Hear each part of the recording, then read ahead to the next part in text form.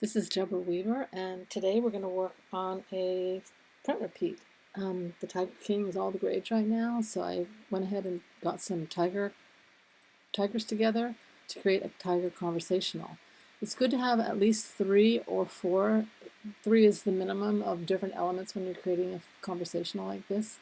That way you can toss them around and get some different views. So here you can see that some of them are facing to the right and some of them are facing to the left, so that we have an overall nice mix of the cats.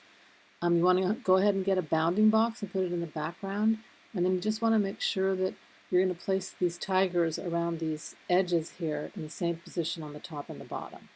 So you're going to start by getting some smart guides lined up with that bounding box in the background. So one on the right there, and then one here on the left. And you can see it was just beneath there. I made the bounding box in this case a 0.15 so that it's barely visible. I'll have to make it 0 line by the time I'm finished. So let's go ahead and grab this guide and this guide and group it,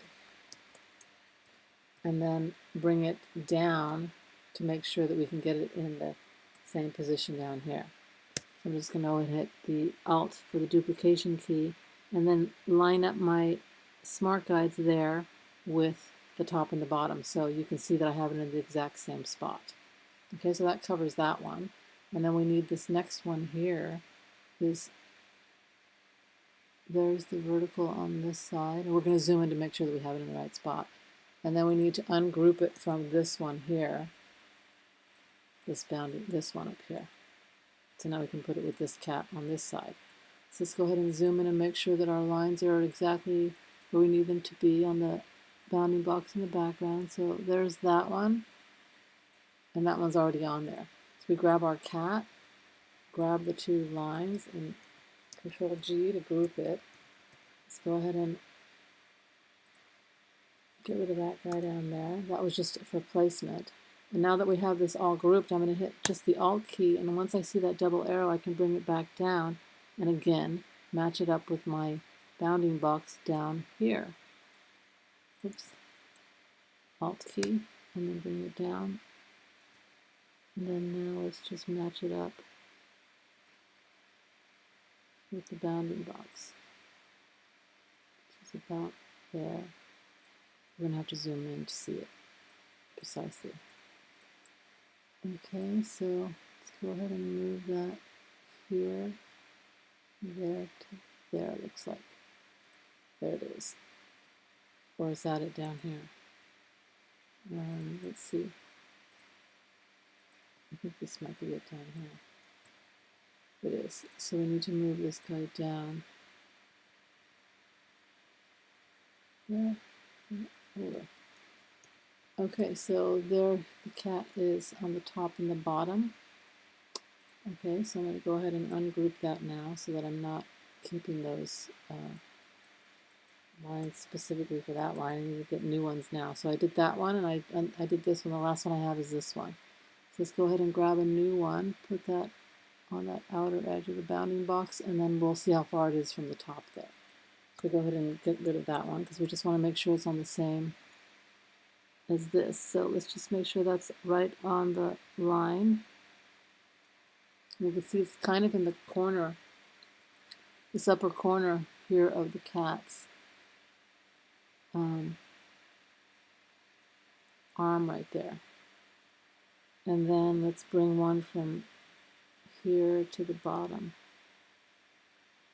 Okay, so we have this one, this, and the cat. Control G to group it. And then the Alt key to duplicate it over to the other side. Match it up with the bounding box on that side.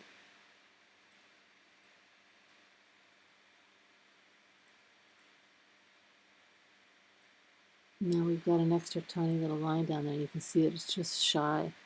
We nudge it to the left. Sometimes it's a little bit hard to get it exact. Let me just move it to the, there we go. Okay, so now we can get rid of all of these smart guides that help us place the cats right and left. We're going to go into this bounding box Make sure that it's arranged to the back. It should already be back, but we'll just double check. And take the stroke line out of it entirely. We want no line whatsoever. Now we're going to grab all of this together, open up our swatch file here. Go ahead and put it in, and then we can test it here.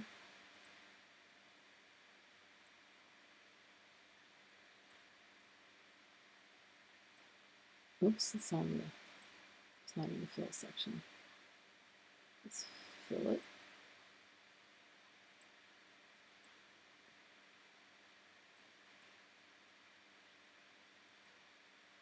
And then we can hit S to scale it down.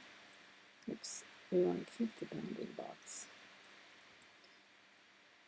So we want to keep the size of the box and then shrink what's in the contents by pushing down on the S key and then holding down the tilde key until you can get it to change the shape. And there you have it. There is our first fun conversational Tiger King print. Thank you.